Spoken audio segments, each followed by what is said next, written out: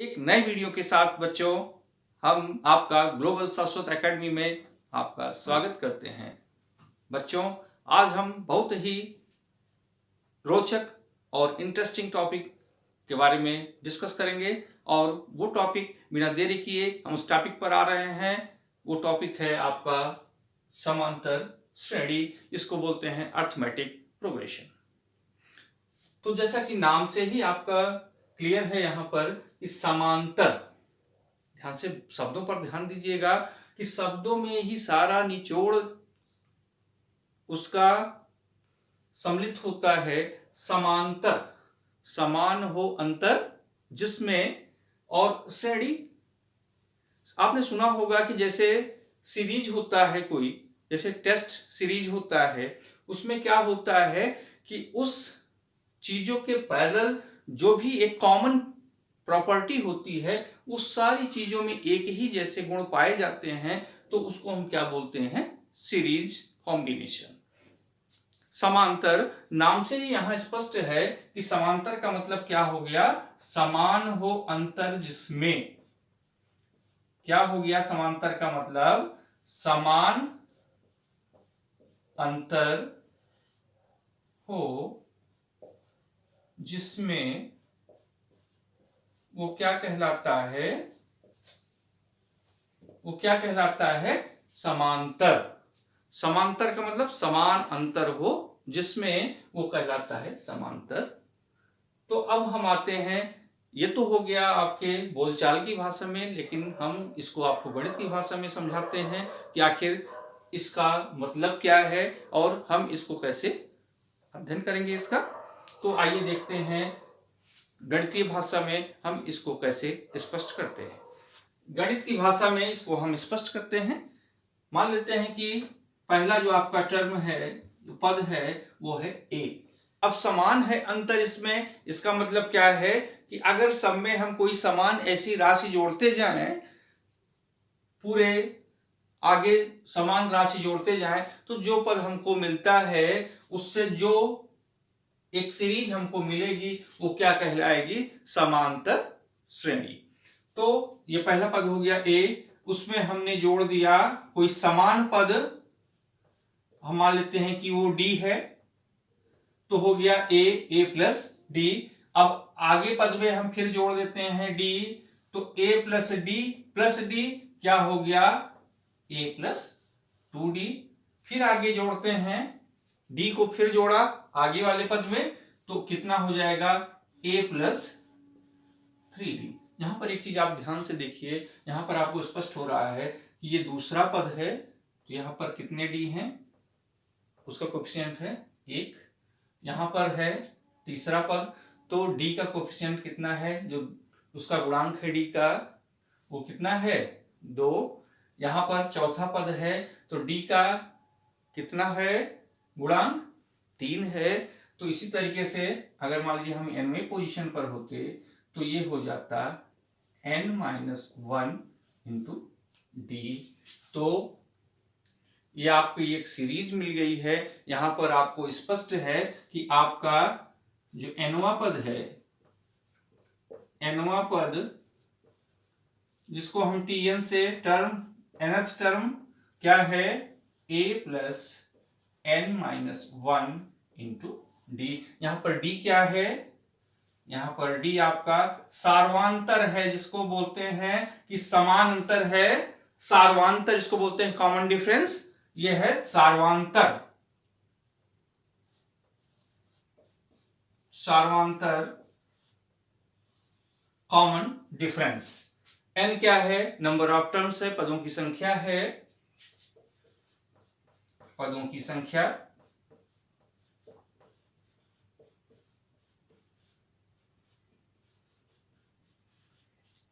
तो इस तरीके से ये स्पष्ट हो गया कि किसी भी समांतर श्रेणी का जो nवां पद होता है उसका एक फार्मूला निकल कर सामने आ गया कि nth टर्म्स क्या होता है? nवां पद क्या होता है? a plus n-1 into D. आप समझ गए होंगे कि किसी भी समांतर श्रेणी का जो nवां पद होता है वो कितना होता है? a plus n-1 into D. अब अब एक एग्जाम्पल के थ्रू हम क्या करते हैं, एक एग्जाम्पल के द्वारा आप देखिए कि समांतर श्रेणी कैसे हम इसको हल करते हैं। मान लीजिए कि ये कोई हम समांतर श्रेणी लेते हैं,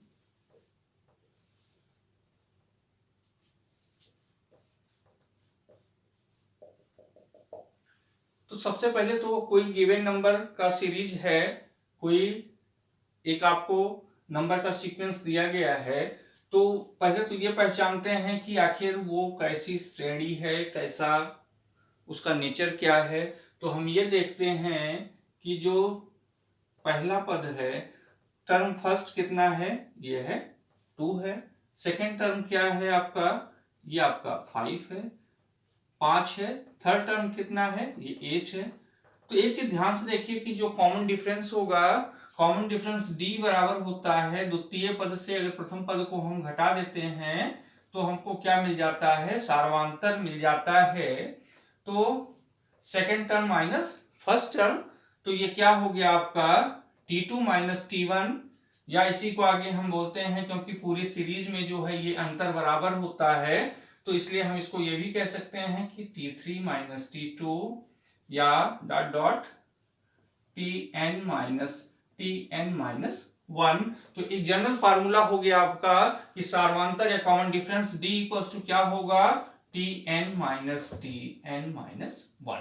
ध्यान से देखिएगा, कॉमन डिफरेंस क्या हो गया आपका, nth टर्म से n माइनस 1th टर्म को हम क्या करते हैं, माइनस जब कर देते हैं, जब घटा देते हैं तो हमको क्या मिल जाता है, कॉमन डिफरेंस या सार्वांतर। अब इसमें क्या होगा, सार्वांतर हम कैसे निकालेंगे, d बराबर सेकेंड टर्म से फर्स्ट टर्म को माइनस किया, ये कितना आ गया 5 माइनस 2 बराबर हो गया 3, और t3 माइनस t2 कितना हो गया आपका 8 माइनस 5, ये भी हो गया 3। इसके मतलब कि इसमें जो गैपिंग है, जो अंतर है वो क्या है, बराबर है।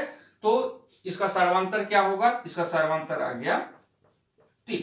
अब इसका nth टर्म निकालना है, nवां पद कौन सा होगा, तो nवां पद tn a plus n minus 1 into D, हम वैल्यू रखते हैं। फर्स्ट टर्म क्या है, a इक्वल्स टू t1 पहला पद 2 है, 2 प्लस n माइनस 1, डी कितना है आपका 3 है, ये हो गया 2 plus 3n minus 3 equals to हो गया 3n माइनस 1। ये तो हो गया आपका nth टर्म।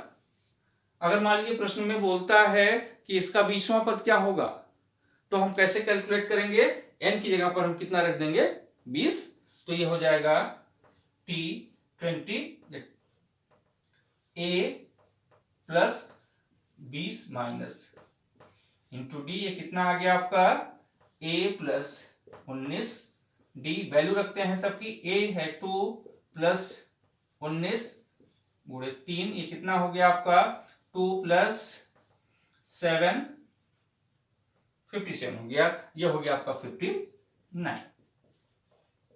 समझ में आ गई बात कि अगर 20वां पद आपसे पूछ रहा है कि इस सीरीज का, इस श्रेणी का 20वां पद क्या होगा, तो आप आसानी से निकाल सकते हैं इस फार्मूले से कि 20वां पद आपका क्या होगा, वो हो गया आपका 59। और nth टर्म क्या आ गया आपका, वो हो गया 3n माइनस 1। तो चीजें आपकी समझ में आ गई होंगी कि आखिर nवां पद क्या होता है, उसको हम कैसे निकालते हैं, d की गणना हम कैसे करते हैं, उसको अगर हमको टर्म्स पता है तो उससे हम जो आगे का पद है उससे पीछे के पद को घटा देते हैं तो हमको मिल जाता है सार्वांतर। और फर्स्ट टर्म t1 उसको प्रथम पद बोलते हैं, वो किसके इक्वल है, यहाँ पर 2 के, अगला पद जो है वो 5 है, हमने उसका अंतर किया तो हमको क्या मिल गया, सार्वांतर। ये सारी चीजें आपके समझ में आ गई होंगी। तो हम देखते हैं इसी तरीके से हम और भी, चाहे जो चीजें आपसे पूछी जाए प्रश्न में, आप इसको इस फार्मूले की सहायता से इसको क्या करते हैं, बड़ी आसानी से हल कर लेंगे। अब हम बताते हैं कि अगर आपको बोला जाए कि अंतिम पद क्या होगा, लास्ट टर्म, तो उसके लिए क्या है फार्मूला। मान लेते हैं कि कोई समांतर श्रेणी आपकी है a plus D, a plus 2d dot dot a plus n minus 1 into D. अब हमको लास्ट टर्म या अंतिम पद निकालना है। अगर लास्ट टर्म या अंतिम पद क्या होगा, अंतिम पद लास्ट टर्म, एकदम लास्ट टर्म एल, जिसको लास्ट टर्म को एल से हम रिप्रेजेंट करते हैं, वो क्या होगा।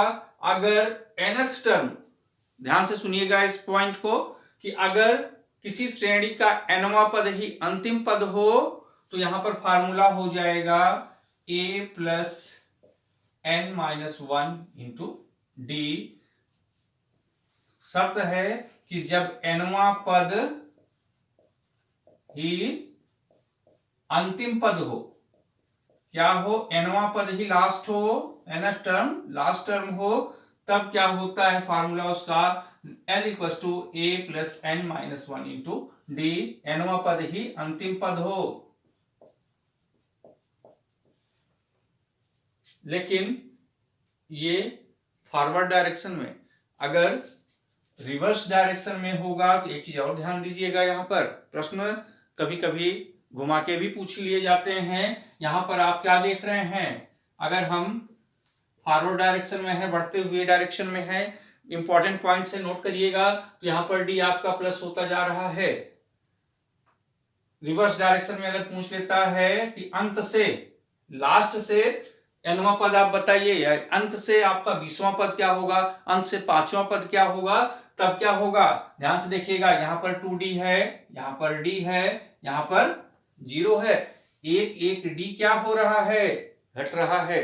तो इसका मतलब जब हम फॉरवर्ड डायरेक्शन में आगे की तरफ जा रहे हैं, प्रारंभ से, अगर हम स्टार्टिंग से आगे अपवर्ड जा रहे हैं तो यहां पर डी क्या हो रहा है, प्लस हो रहा है। जब लास्ट से स्टार्टिंग की तरफ आ रहे हैं तो यहां पर डी क्या हो रहा है, माइनस होता जा रहा है। तो इस फार्मूले को ध्यान से देखिएगा, ये है फार्मूला जब आप स्टार्टिंग से शुरू करते हैं, प्रारंभ से, जहां पर डी क्या है, फॉरवर्ड डायरेक्शन में प्रारंभ से यहां पर डी क्या है, यहां पर डी पॉजिटिव है, और अंतिम से, अंतिम से nवां पद अगर हमको निकालना होगा तो लास्ट पद क्या हो जाएगा, a minus n-1 into D, या इसको हम इस तरीके से लिख लेते हैं, d को माइनस रिप्रेजेंट शो करते हैं, यहां पर d घट रहा है तो इसका एक्चुअल क्या आ जाएगा, a minus n-1 into D. ध्यान से देखिएगा फार्मूले का जो अंतर है कि वो कैसे चेंज हो रहा है। अगर आपसे पूछता है कि अंतिम से nवां पद आप निकालिए तो यहां पर d क्या हो जाएगा, माइनस हो जाएगा, और प्रारंभ से अंतिम पद, प्रारंभ से अंतिम पद लास्ट टर्म क्या होगा, तो यहां पर आपको स्पष्ट दिखाई दे रहा होगा, यहां पर डी क्या हो रहा है, प्लस होता जा रहा है, तो यहां पर डी क्या हो रहा है, ऐड हो रहा है, यहां पर डी क्या हो रहा है, माइनस हो रहा है। तो इस बात का ध्यान रखिएगा कि आपके प्रश्न में क्या पूछा गया है। अगर पूछा गया है स्टार्टिंग से, प्रारंभ से, तो आपको डी क्या होना है, प्लस करना है। अगर आपको बोल रहा है कि अंत से, तो आपका डी क्या हो जाएगा, माइनस हो जाएगा। एक एग्जाम्पल देखते हैं, 2, 5, 8, 11, 14, 17, ये हो गया आपका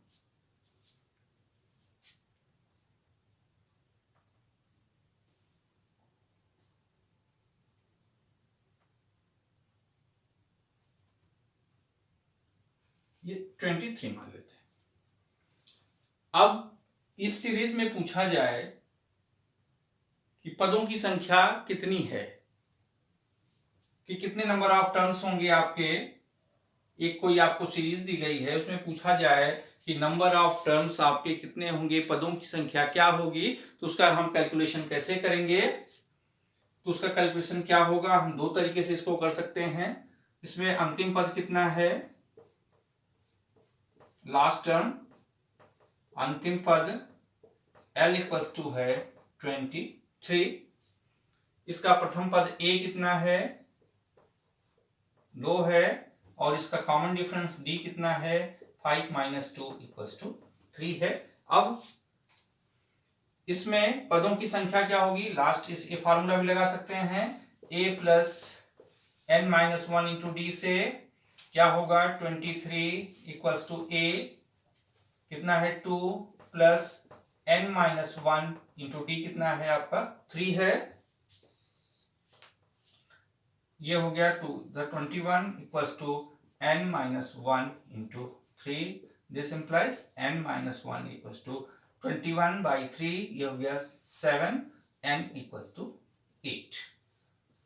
इसमें नंबर ऑफ टर्म्स कितने होंगे,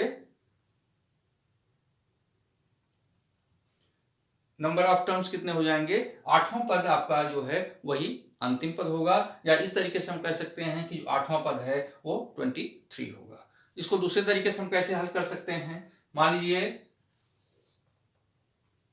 हम इसको इस तरीके से भी कह सकते हैं, आपको पूछा जाए कि अगर nवां पद 23 है तो इसमें श्रेणी में पदों की संख्या ज्ञात कीजिए।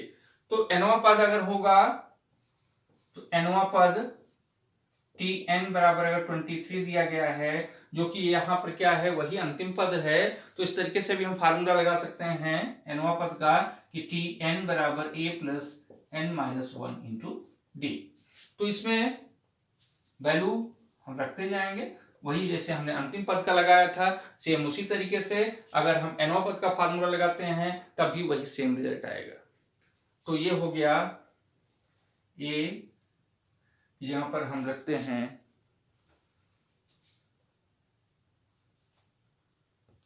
ये हो गया आपका 2 + 1 इंटू 3, 21 n-1 इंटू 3 हो गया, n-1 = 7, n = 8 हो गया।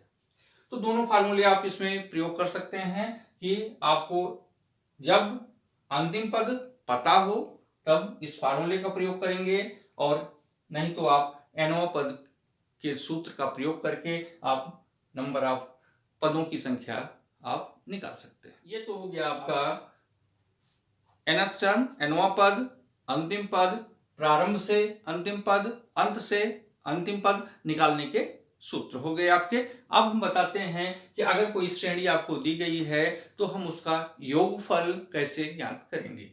उसके लिए फार्मूला होता है sum of nth terms = n/2 2a + n-1 into D. ध्यान से देखिएगा, अगर हमको कोई एक सीरीज दी गई है n पदों की, तो उसका हमको अगर सम निकालना हो तो इस फार्मूले से हम उसके n पदों को जोड़ के इस फार्मूले से आसानी से उसके सम को हम निकाल सकते हैं। यहाँ पर एक चीज का और ध्यान रखिएगा, n/2 इसको हम लिख सकते हैं a + a, 2a को a + a + n-1 into D. आपको ये पता है एक कंडीशन और आ सकती है फार्मूले में, प्रश्न में आपके, कि अगर nवां पद ही अंतिम पद हो तो आपका फार्मूला आपकी सरलता के लिए इस तरीके से भी आप लिख सकते हैं n/2 a। ये आपको अभी बताया गया है कि ये अगर लास्ट टर्म आपका nth टर्म है तो ये किसके इक्वल हो जाता है, l के। तो आपका एक फार्मूला और हो गया Sn = क्या हो गया, n/2 first term plus last term. तो आइए एग्जांपल के थ्रू हम देखते हैं कि इसका यूज हम कैसे करते हैं। अब हम इसको आपको किसी समांतर श्रेणी के पद को कैसे जोड़ा जाता है उसको एक कुछ एग्जांपल के माध्यम से, कुछ उदाहरण लेके हम उसको समझाते हैं। पहला एग्जांपल हम लेते हैं कि 1 से लेकर 20 तक कि अगर संख्याओं में जो सम संख्याएं होती हैं उनका योगफल क्या होगा। 1 से लेकर 20 तक की संख्या के बीच में, 1 से लेकर 20 तक की संख्याओं के अंकों के बीच में जो सम संख्याएं होंगी उनका योगफल क्या होगा, ये प्रश्न है आपका। तो पहली सम संख्या 2 4 6 8 10 12 14 16 और ये 20 हो गया। अब आपको इसको सम करना है फार्मूले से। आप यहाँ पर देख रहे हैं कि आपका जो प्रथम पद है वो कितना है, 2 है, और आपका डी क्या है, कॉमन सर्वांतर क्या है, अगले पद से ये हो गया आपका 2 हो गया। अब एनवा पद या और चीज एसएन में क्या जरूरत है आपको, फर्स्ट फार्मूला जो हम अप्लाई करेंगे इसके ऊपर, n/2 2a plus n-1 into D. अब यहां पर a तो पता है, d पता है, लेकिन n का पता नहीं है। अब n हम कैसे पता करेंगे, आपको फार्मूला पता है क्या है, nth टर्म पहले हम निकाल लेते हैं कि nवां पद क्या होगा, nवां पद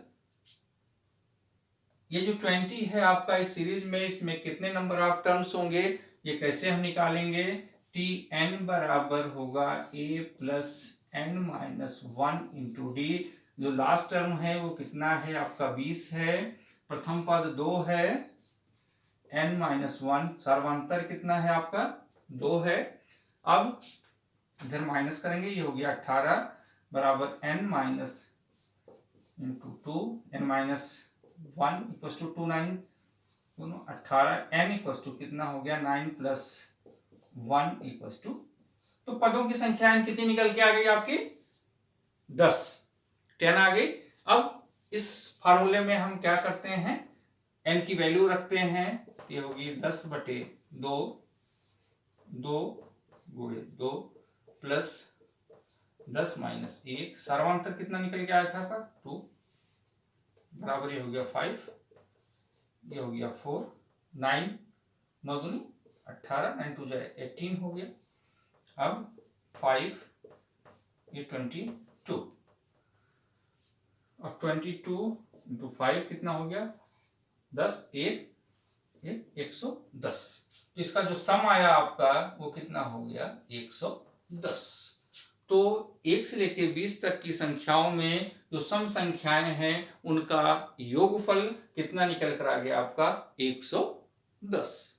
समझ में आ गया होगा। सबसे पहले हमने क्या किया कि प्रथम पद जो कि श्रेणी में आपके सीरीज में दिया गया है, हमने इसके डिफरेंस से हमने सर्वांतर निकाल लिया, और फार्मूला हमको पता है कि Sn बराबर n/2 2a plus n-1 into D होता है। यहाँ पर हमको a पता है, d पता है, लेकिन n पता नहीं था, तो हमको nवां पद का फार्मूला ज्ञात है, जिससे हम क्या करेंगे, हमने क्या किया, फार्मूले की सहायता से हमने इसको n का ये पता कर लिया कि इसमें पदों की संख्या कितनी है, और उस n का मान हमने यहाँ पर रख दिया, जिससे हमारा क्या निकल के आ गया, सम ऑफ nth टर्म, मतलब 1 से लेके 20 तक की संख्याओं के बीच जो सम संख्याओं का सम है वो निकल कर आपके सामने आ गया, वो कितना है 110। अब इसका एक दूसरा फार्मूला भी हमने बताया था, इस पर अप्लाई करते हैं, वो कैसे होगा। nवां पद तो मान लीजिए कि n हमको ज्ञात हो गया, अब वो क्या होगा a प्लस क्या होता है l। यहां पर आपको पता है कि लास्ट टर्म ही अंतिम पद है, यहां पर l इक्वल टू कितना है 20 है, तो ये हो गया n आपका हो गया 10/2, a कितना है आपका 2 है, और l कितना है आपका 20 है, ये हो गया 5 इंटू 22, ये हो गया 110। इस फार्मूले की सहायता से भी आप इस श्रेणी के जो आपके पद दिए गए हैं उनका आप जोड़ या योग आप निकाल सकते हैं। तो इस तरीके से इन फार्मूलों का प्रयोग करके हम किसी भी श्रेणी का योगफल जो आपको सूत्र फार्मूले बताए गए हैं उनकी सहायता से बड़ी ही आसानी से निकाल सकते हैं, और आपके इन्हीं तरीकों का प्रयोग करके आप अपनी जो आपकी परीक्षाएं हैं, जैसे आपकी आगामी परीक्षाएं जेई का है और भी जो एंट्रेंस आप देते हैं, उसमें इन सब से बहुत ही बहुतायत में आपके प्रश्न उसमें आते हैं और इन फार्मूलों की सहायता से अगर आपका कॉन्सेप्ट क्लियर है तो उसमें आप उन प्रश्नों को बड़ी ही सरलता और सुगमता से उसको आप हल कर ले जाएंगे। ये हमारा विश्वास है कि अगर आपने इसको समझ लिया है तो वहां पर आपको कोई दिक्कत नहीं आएगी। अब आगे देखते हैं समांतर माध्य। समांतर माध्य अर्थमेटिक मीन, समांतर माध्य, अर्थमेटिक मीन। अगर मान लीजिए कि 3 पद आपके ए बी सी, ये किसमें है? आपके समांतर श्रेणी में है। तो अर्थमेटिक मीन क्या होगा?